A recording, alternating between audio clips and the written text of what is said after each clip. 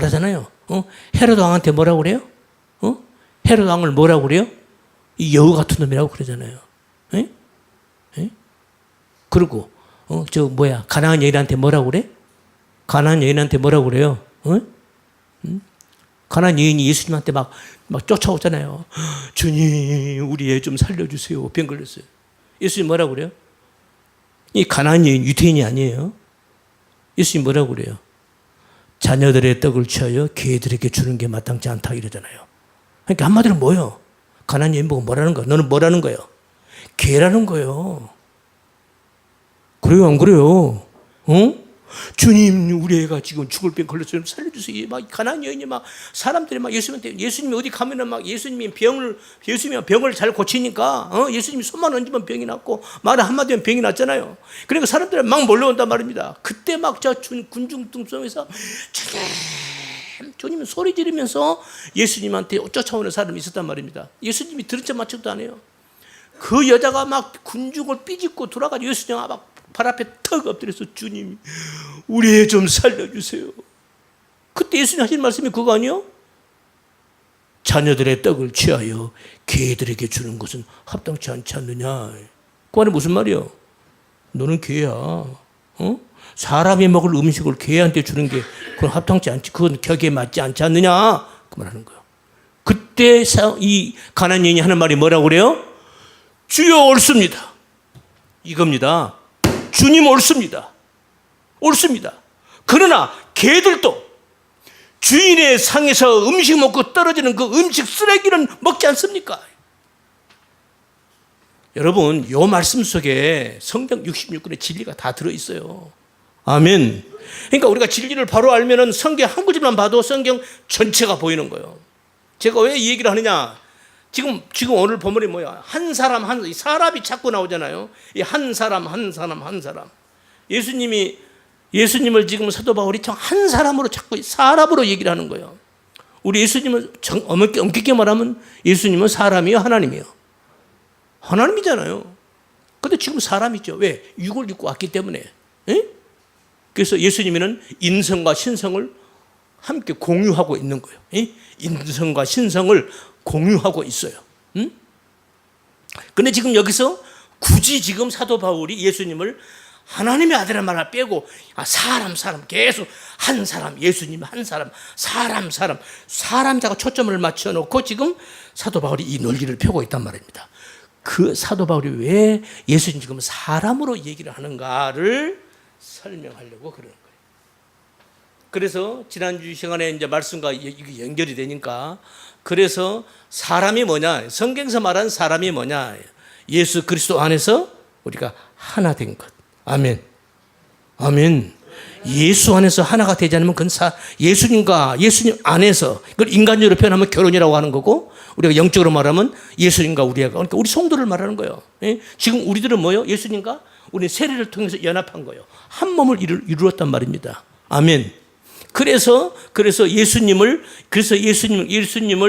이 땅에 오셔서 십자가에 죽으시고 예수님이 죽으심으로 해서 교회가 탄생하죠. 아담이 에덴 동산에서 깊이 잠들죠. 그 죽음을 은유하는 거예요. 거기서 갈비뼈를 뽑아가지고 하나님이 여자를 만드시죠. 예수님께서 옆구리에 찔리고 창 맞아 죽고 그 다음에 피를 쏟고 물을 쏟고 피와 물이 쏟아져요. 여러분, 여자가 출산을 할 때는 반드시 물과 피를 쏟습니다. 그건 다 아시죠? 이거 다 원리가 같은 거예요. 여자가 결혼해서 임신해서 자식을 낳을 때는요, 먼저 물이 터져요. 그리고 피가 나와요. 그것도 엄청 쏟는다고 그래요. 저는 보진 않았지만, 처음에 물이 터져, 양수가 터진다고 그러거든요. 물과 피가 나오는 거예요. 그리고 자식이 태어나는 거예요. 그래서 예수님이 옆구리에서 창 찔릴 때 물과 피가 쏟아졌다고 그러잖아요. 이거 다 같은 거란 말입니다. 그래서 여자가 탄생하는 거예요. 아담의 옆구리를 찌르고 갈비뼈를 뽑은 거. 그래서 여자가 누구예요? 하와가 태어나잖아요. 이 하와는 이 여자는 궁극적으로 교회, 마지막 요한계시록의 신부를 얘기하는 거란 말이죠. 그러기 전에 이 여자는 뭐예요? 교회를 말하는 거예요. 이 교회가 여자예요. 비유하자면 그렇다 그 말입니다. 하나님은 남자, 우리 인간은 여자. 결혼하는 거예요. 연합하는 거란 말입니다. 하나가 되는 거예요. 우리는 예수님과 우리가 하나가 될 때 그 존재를 우리는 인간이라고 한다. 아멘. 그러니까 예수와 하나가 되지 않은 그런 존재는 인간이 아닌 거예요. 개인 거예요. 돼지인 거예요. 아셨죠?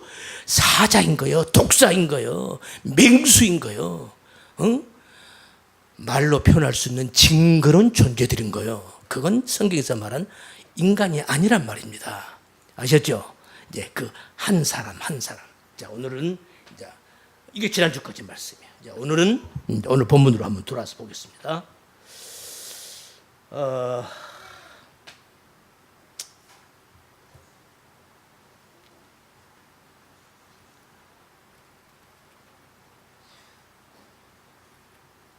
오늘 말씀에 반복되어 나타나는 한 사람 한 사람, 그 예수를 가리키는 건데 지금 예수님을 한 사람이라고 그래요. 여기서 중요한 게 뭐냐면, 자 봅시다. 하나님의 아들, 예수님은 하나님의 아들이죠. 하나님이죠. 그런데 육을 입고 이 땅에 왔기 때문에 와서 예수님이 하시는 일이 뭔가? 예수님 원래 하나님이죠. 하나님의 아들이에요.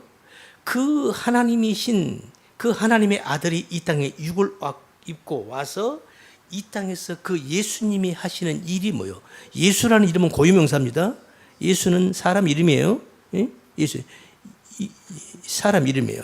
이 예수가 이 땅에 와서 당신의 모든 것을 다 한마디로 말해 십자가의 죽음을 통해서 예수님이 어떤 삶을 보여주는가?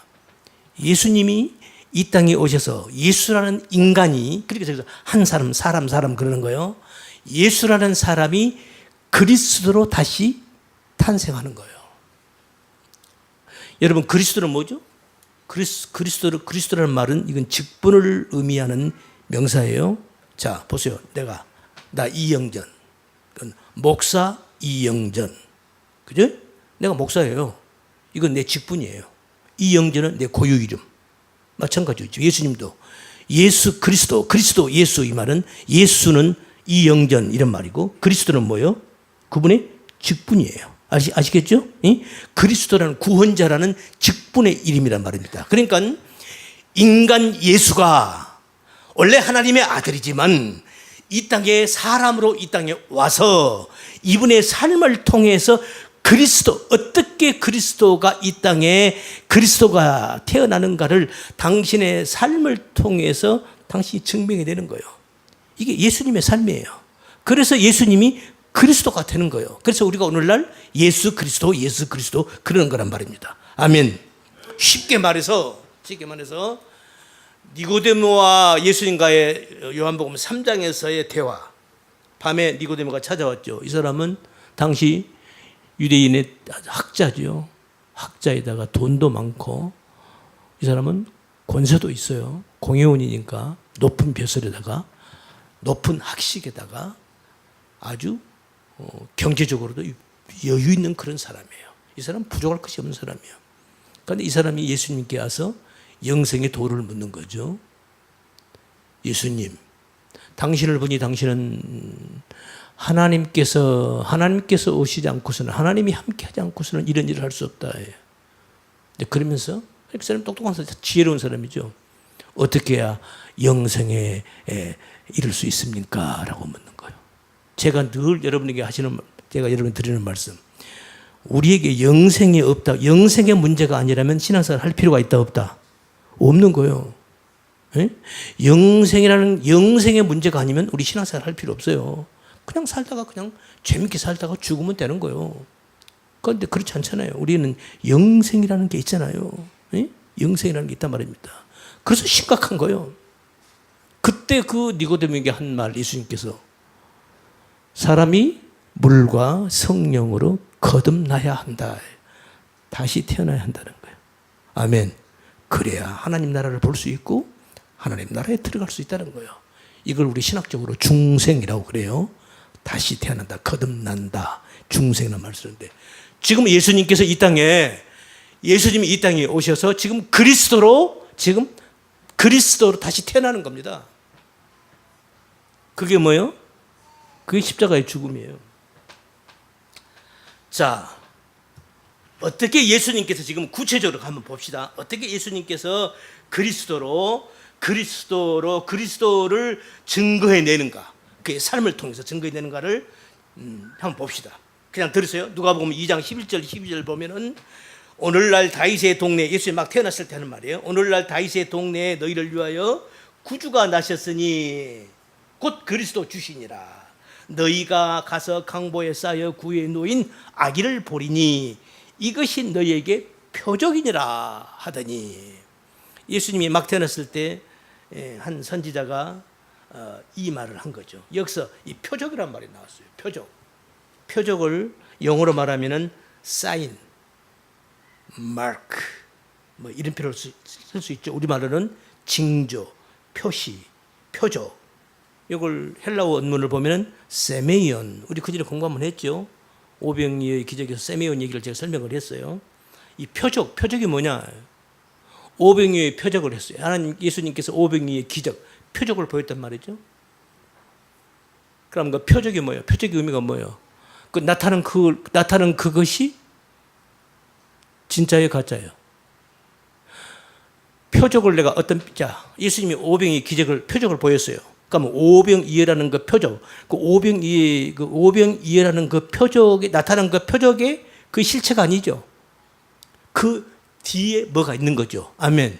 그래서 이 세메이라는 이 말은 표시판, 표지판 이런 뜻을 가지고 있다고 그랬잖아요. 그런데 사람들은 오병이어의 표적을 보고 우와, 이분은 왕 삼자, 우리 이제 이분을 왕 삼으면 우리 이제 먹고 사는데 아무 지장 없겠다. 이렇게 사람들이 그렇게, 그러니까 그 표적만 보고 오는 거예요. 그 표적, 그 뒤에 있는 진짜 내용을 보지 않고 나타난 그것만 보고 온단 말입니다. 그러니까 표적이란 말 자체는 내용이 아닌 거죠. 실체가 그 하나의 나타나는 하나의 현상인 거지 내용, 실체가 아니란 말입니다. 이해가 되셨죠? 그런 거요. 그러니까 지금 여기서 지금 예수님이 지금 삶이 그러니까 예수님이 지금 이 땅에 사셨던 그 삶, 십자가를 지기 전까지 예수님이 여러 가지 이적과 표적을 보였잖아요. 그러니까 예수님의 그 표적은 이것은 실체가 아니고 내용이 아니란 말입니다. 그럼 그 말은 무슨 뭔가를 하나님께서, 예수님께서 진짜 뭔가를 보이게 한 하나의 표현이죠. 그런 거죠. 그래서 육을 입은 예수님께서 하나님의 아들이 아니다가 그런 뜻이 아니라 십자가 전에는 예수님은 그냥 표적의 삶을 산 거예요. 아셨죠? 그러니까 아직 그리스도가 아니란 말입니다. 다시 쉽게 말해서. 그런 예수님께서 이제 예수님이 십자가에 죽으시고 그리스도로 부활을 한 거예요. 새 몸을 입은 거예요. 그러니까 부활하신 예수님을 무덤가에서 봤던 마리아가 탁 알아봐요, 못 알아보는 거예요. 다른 몸을 입은 거예요. 새 몸. 뭐 성경적으로 말하면, 굳이 말하면 영광스러운, 영화로운 몸을 입은 거죠. 그러니까 쉽게 말하면 인간으로 오신 예수는 십자가에서 죽고 예수 그리스도로 부활을 하신 거란 말입니다. 이게 십자가의 죽음에서 부활의 의미예요. 아멘. 그래서 예수님이 그러니까 예수님께서 십자가를 지시기 전에 예수님 내가 얼마나 답답한 줄 아느냐. 내가 받을 세례가 있다. 내가 이 세례를 받기까지 얼마나 내가 답답한 줄 아느냐. 그러니까 예수님이 아직 그리스도로서 아직 그리스도가 안 된 거예요. 그리스도로 가기 위한 하나의 과정인 거예요. 어때, 이해가 되세요? 지금 제가 하는 말이? 거기서 예수님이 내가 받아야 할 세례가 뭐예요? 그 세례는 뭘 의미하는 거였죠? 십자가를 의미하는 거였어요. 예. 이것도 처음 듣는 사람은 또 이게 뭔 소리요? 또 이럴 건데. 예. 이제 우리는 다 들었으니까. 그러니까 예수님이 지금 십자가를 통해서 예수님이 이제 그리스도가 돼야 되는 거예요. 바로 그걸 지금 얘기를 하고 있는 거다. 그래서 지금 사도 바울이 지금 자꾸 예수님을 한 사람이라고 계속 표현을 하는 거예요. 그래서 예수님도 십자가에 죽으시고 그리스도로 부활하셨어요. 그러니까 사람으로 오신 예수는 죽고 하나님의 창조의 능력으로 주어진 그 새 몸을 입은 새 아들, 맏아들, 장자로 태어나는 겁니다. 이게 맏아들이. 그래서 예수님을 맏아들이라고 그러잖아요. 여기서 자, 예수님의 맏아들로 장자로 태어난 거, 장자, 맏아들, 상속자지요.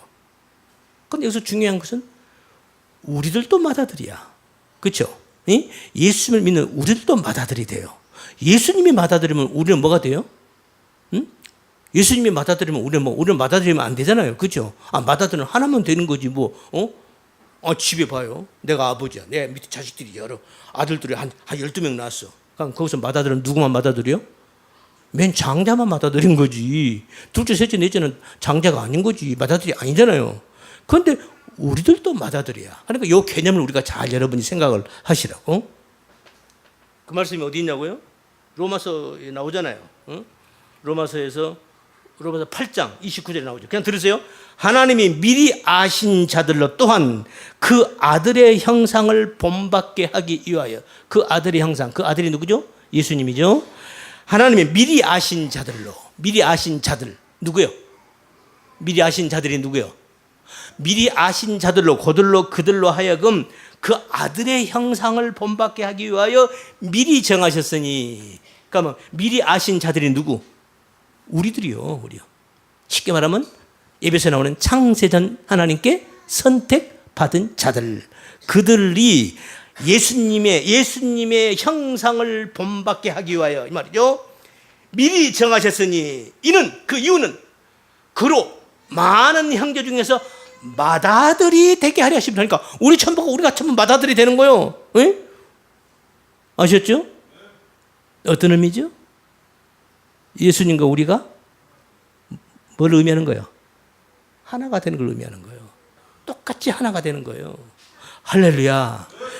여러분, 그러니까 사도 바울이요, 이 의미를 알았어요. 그래서 에베소서 1장에 보면은 그냥 그 깜빵 안에서, 감옥 안에서 막 이 사도 바울이 기뻐가지고 찬송하리로다 막 이러고 있는 거예요. 이 진리를 알았단 말입니다. 응? 자기가 맏아들이 된 걸 알았어요. 누구 때문에? 예수님 때문에.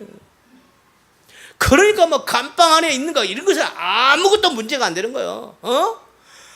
아무것도 그건 문제가 되는. 뭐 올세방에 산다, 사올세방에 산다, 무슨 뭐 내 차가 티코다, 다른 사람은 좀 다 뭐 그랜저 끌고 다니는데 나는 티코다, 어떤 사람은 에쿠스 끌고 다니는데 나는 제가 기껏 해봤자 나는 엑센트 끌고 다닌다. 그런 게 문제가 안 된다 이 말이요. 아멘. 그런데 우리들은 안 그러잖아요. 에? 어때요? 나는 아반떼 끌고 다니는데 누가 옆에서 쫙 말이야.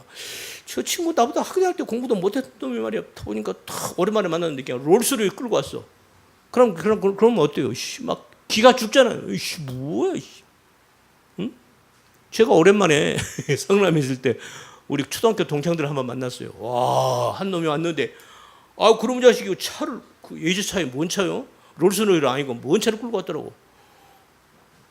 그 자식 그 학교 다닐 때 그게 공부도 못했어요. 내가 알지. 응? 내가 공부를 잘했거든. 근데 이것도 내 자랑 나오네. 근데 그런 얘기 하려고 한 게 아니고. 그래가지고 나중에 이제 다 헤어지고 나서 이제 그 성남이 너 친구가 나보고 이 사람아, 저 친구 어떻게 저렇게 저 사람 저 친구 잘 사네, 돈 많네. 어떻게 그렇게 된 줄 아는가?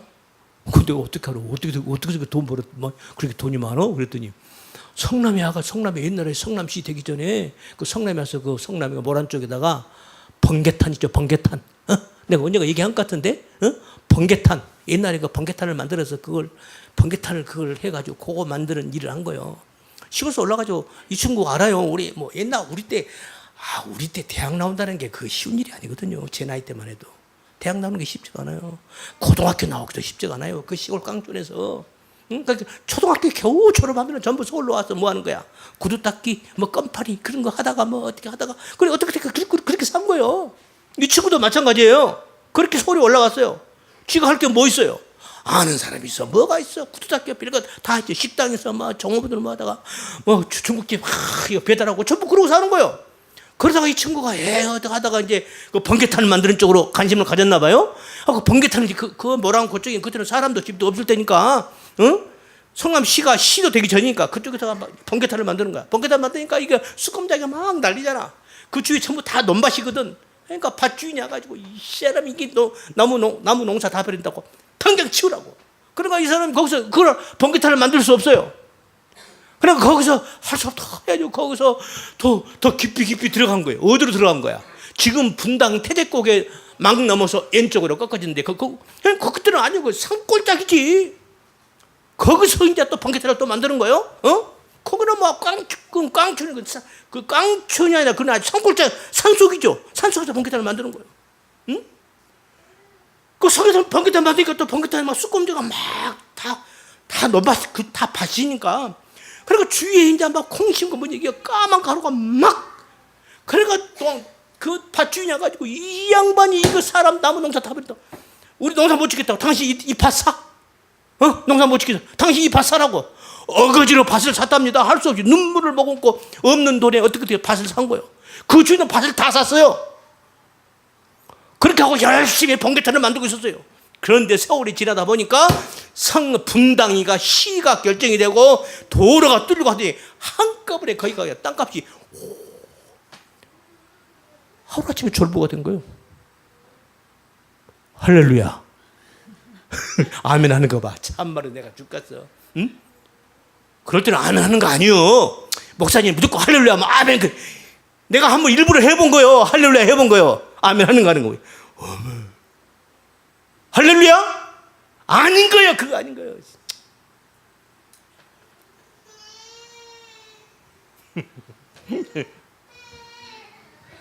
자, 그러면 우리들이 맏아들이래요. 예수님의 맏아들이야. 지금 예수님이 어떻게 해서 맏아들이 됐는가? 그분이 이 땅에 있어서 세메이온, 그 표적을 나타내는 삶을 살았어요. 기적을 보이고 표적을 보이고 병자를 고치고 말이죠.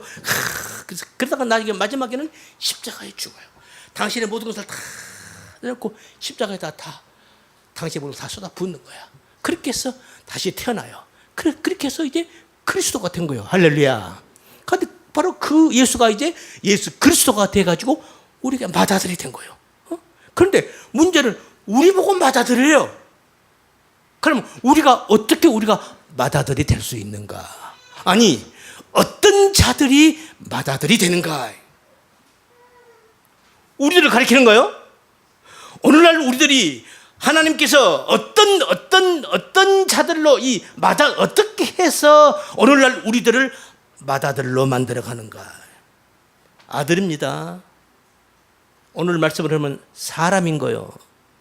어떻게 하나님께서 우리들을 사람으로 만들어 가시는가? 똑같은 얘기. 아멘. 아멘. 이럴 때는 아멘 하는 거예요. 아멘. 그런 거예요. 하나님이 어떻게 우리들을 맏아들로 우리들을 창조해 내시는가? 그 얘기를 하려고 그러는 거예요. 자, 봅시다.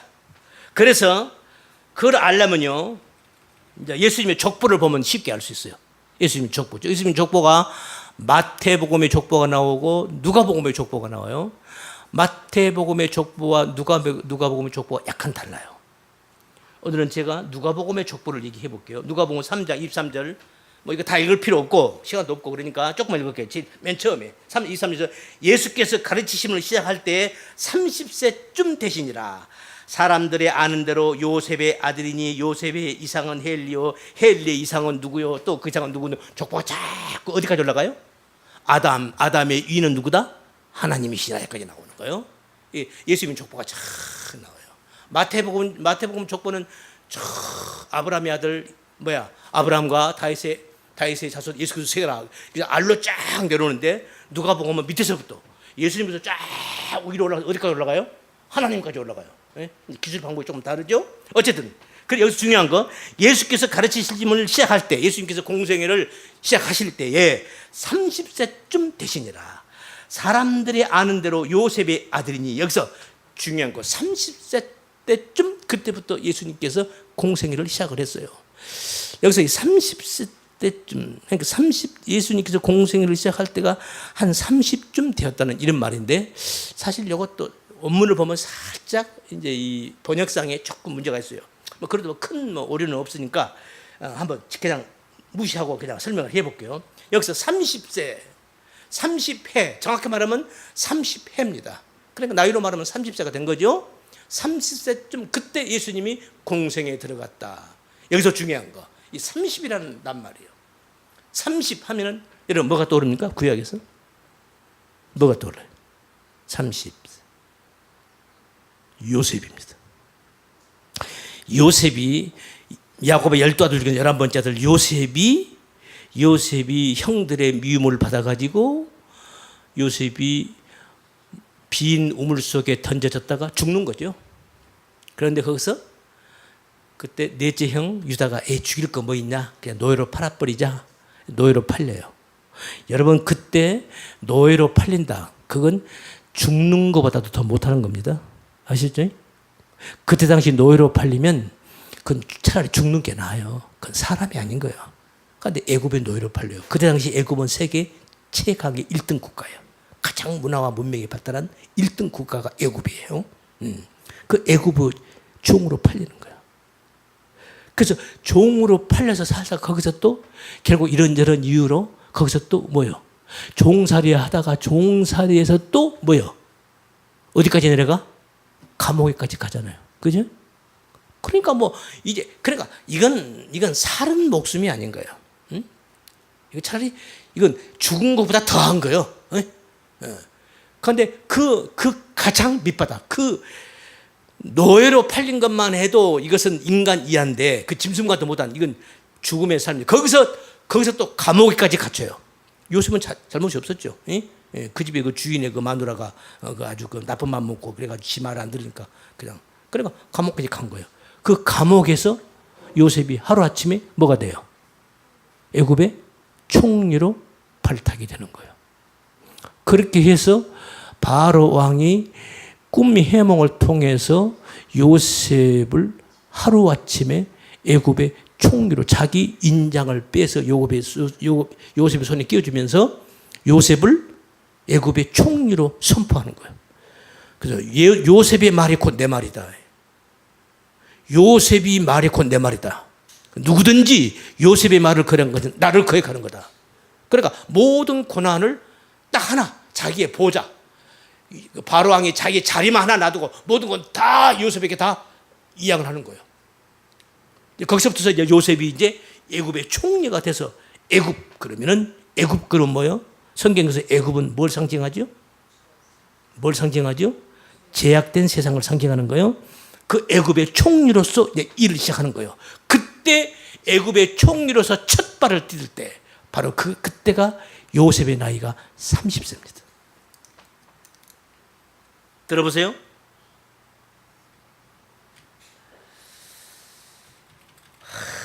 여러분 요셉이 애굽왕 바로 앞에 설 때 30세라. 그가 바로 앞을 떠나 온 땅을 순찰하니 이제 드디어 이제 요셉이 애굽의 총리가 돼서 애굽의 모든 백성들을 직접 치리하는 거예요. 이걸 다르게 말하면 이것은 지금 영적으로 말하면 지금 뭐예요?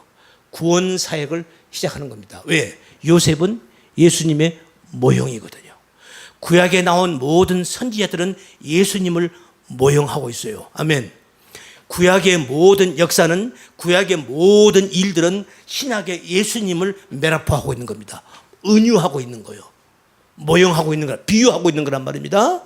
그래서 지금 이 요셉이 30세 요셉이 지금 애굽의 총리가 돼서 이제 그 나라를 직접 자기가 관할하고 통치하는 거죠. 그때가 30세예요. 30세. 요셉이 얘기하잖아요. 나중에 형들이 왔죠. 요셉이 뭐라고 그래 형들한테? 자기 신분 밝히고 요셉이 자기 형들한테 뭐라고 그래요? 형들이여 걱정하지 마소서. 하나님이 우리 가족을 형들을 구원하려고 하나님이 미리서 나를 애굽으로 보낸 거예요. 형들이 나를 노예로 팔아먹은 게 아니고 하나님이 우리 가족을 구원하시려고 하나님이 형들의 손을 빌려서 나를 애굽으로 보낸 거예요. 그러니 형들이여 염려하지 마세요. 왜? 지금 형들은 항상 두렵죠. 왜? 왜 두려워요, 형들이? 열 형들이 왜 두려워요, 요셉을? 자기들 옛날에 요셉을 팔아먹었잖아요, 애굽으로. 그런데 세월이 흐른 다음에 보니까 요셉이 애굽의 총리가 됐잖아요. 막강한 권세를 쥐고 있잖아요. 그러니까 아버지가 살아 계실 때까지는 어쩔지 모르겠지만 아버지가 돌아가시면 저 요셉이 우리를 어떻게 하지 않을까? 항상 두려움에 떨고 있었어요. 에? 배가 다르거든요. 아버지는 야곱이지만 배가 엄마가 다 달라요. 응? 요셉의 엄마하고 형들 엄마하고 엄마가 다르잖아요. 그러니까 뭔가 좀 불안했던 모양이에요. 그러니까 형들이 전전긍긍하는 거예요. 그걸 요셉이 보고 울면서 얘기를 해요. 형들이여, 염려하지 마소서. 근심 걱정하지 마소서.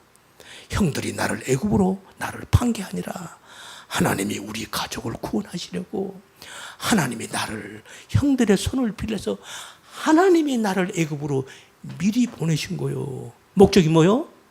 형들을 구원하려고. 그래서 요셉은 예수님을 메라포하고 있는 거예요. 은유 비유하고 있는 거예요. 아멘. 그래서 요셉의 삶은 예수님의 모형입니다. 모형인 거예요. 이해가 되십니까? 그런 거예요. 그때 바로 그러니까 요셉이 구원의 사역을 시작할 때 그때가 바로 30세다. 아셨죠? 그러니까 요셉은 예수의 모형이고 30세 때 그때 통치 시작할 때 그때를 쉽게 말하면 우리 예수님대로 연결을 시키면 공생의 시작이라고 얘기할 수 있죠? 시작인 거예요. 그래서 그 요셉의 삶 속에 요셉의 인생 속에다가 하나님의 뜻을 심어서 요셉으로 하여금 그 삶을 살아가게끔 하는 거죠. 그걸 요셉이 아는 거예요. 그래서 형들한테 그 말을 한 거란 말입니다. 형님들이여, 염려하지 마소서. 내가 당신들을 해치지 않아요. 형들이 나를 애굽으로 노예로 판 것은 그게 아니고 하나님이 우리 가족을 형들을 구원하려고 구원케 하시려고 나를 미리서 하나님이 나를 애굽으로 보내신 거요. 요셉이 이걸 알은 거요. 뭘 알았어요? 하나님이 기쁘신 뜻을 알았다는 겁니다. 할렐루야. 이 하나님의 뜻을 이렇게 미리서 이게 먼저 아는 것, 이걸 선지자라고 그러는 거예요. 아멘. 이게 선지자입니다, 요셉이. 그래서 선지자예요, 요셉이.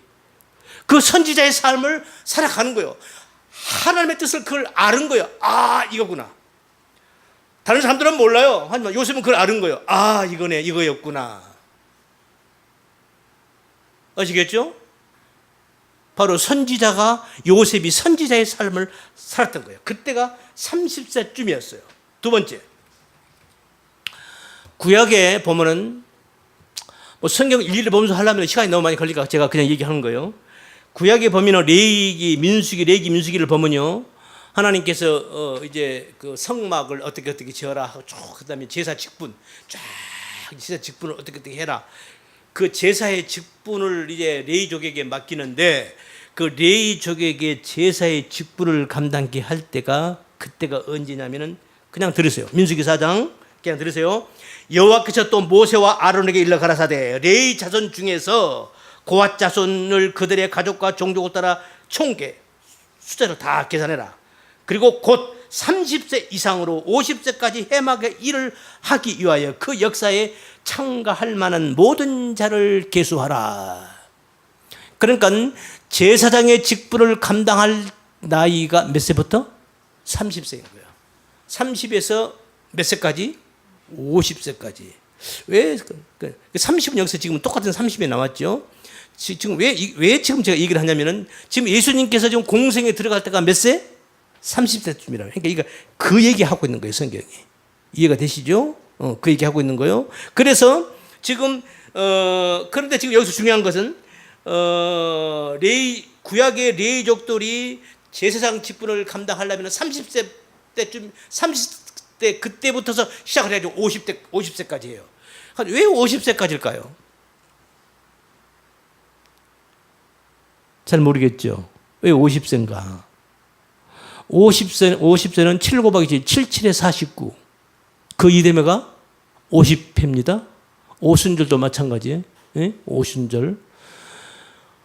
뭔 얘기냐면 7 곱하기 이걸 보고 7년 만에 안식이 와요.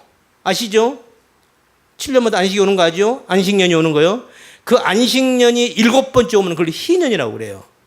그때는 모든 종들을 다 풀어줘야 돼요. 그 영원한 안식을, 그러니까 쉽게 말하면 구약의 그 희년은 영원한 안식을 지금 우리들에게 예수님, 하나님께서 율법을 통해 우리에게 설명하고 있는 거거든요. 그래서 그 제사장들이 50세까지, 50세 되면 이제 끝을 내야 돼. 그러면 7 곱하기 7, 7, 7에 49. 그러니까 7년 동안, 7 곱하기 7, 7년에, 그러니까 희년이 돌아온 그 이듬해 이제 쉬는 거예요. 어디로 들어가는 거예요? 안식으로 들어간 거죠. 예수님이 이 땅에 오셔서 예수님이 뭘로 왔죠? 대제사장으로 왔죠. 히브리. 그 다음에 예수님께서 이제 안식으로 들어가는 거예요. 아셨죠? 응? 그러니까 지금 같은 얘기란 말이죠. 그러니까 구약의 제사장의 이 직분은 예수님께서 제사 직분을 감당하시고 예수님께서 십자가에 죽으시고 이게 뭐죠? 영적으로 말하면 뭐예요? 구약의 제사를 완성하는 거잖아요.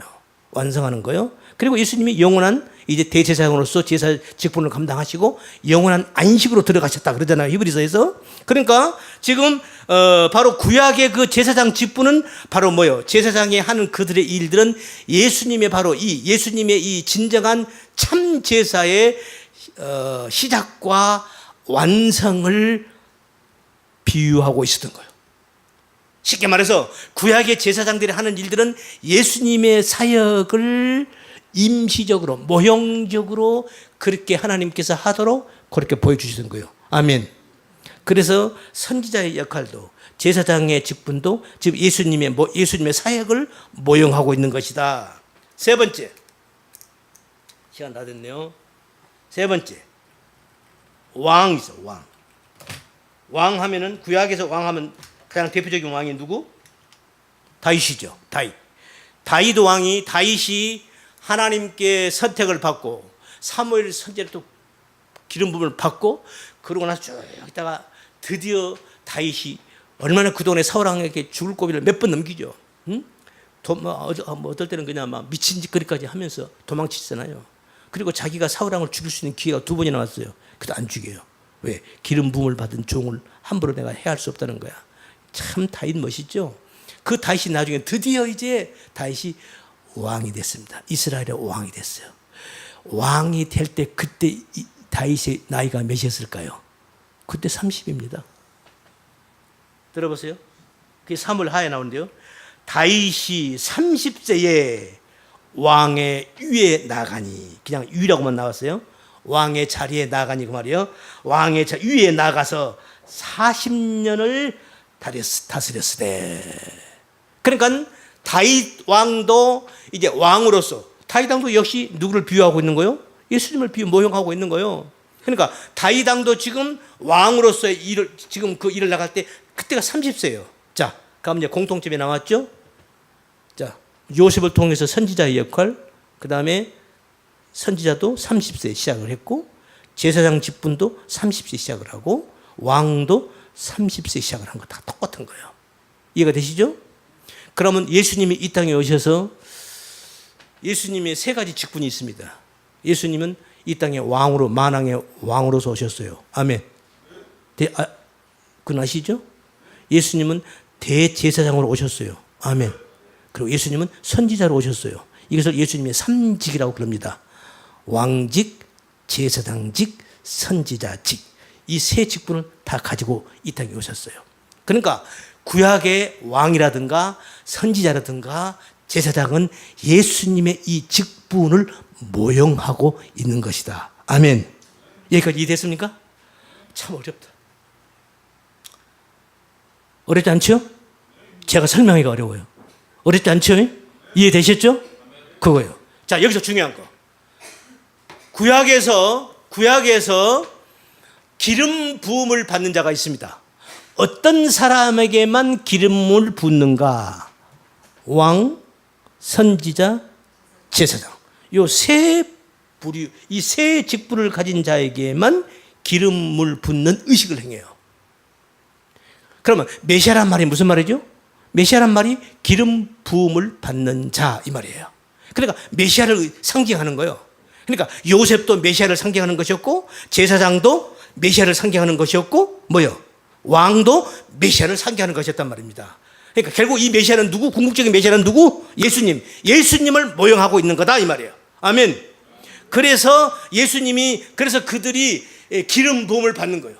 그 기름 부음을 받는 자를 메시아, 히브리 말로 메시아라고 그러고, 그걸 헬라 말로 고치면은 그리스도라고, 그걸 영어로 말하면 크리스토스라고 얘기를 하고, 우리말로 바꾸면은 구원자라고 얘기를 하는 거예요. 아멘. 그러니까 이 모든 것을 지금 뭘 모형하고 있다? 예수님. 그런데 그 예수님을 오늘 지금 사도 바울은 뭘 얘기를 한다? 이걸 예수님을 하나님의 아들이란 말을 빼버리고 지금 한 사람에다가 초점을 두고 지금 논리를 펴고 있다 말씀을 하고 있어요. 사도 바울이 왜 여기서 자꾸 예수님을 사람이라고 예수님을 표현하는가? 사실 이번 답은 나왔어요. 왜? 지난 앞전 시간에 사람이라는 것이 성경에서 말한 사람의 본질이 뭔가를 이미 설명을 했기 때문에.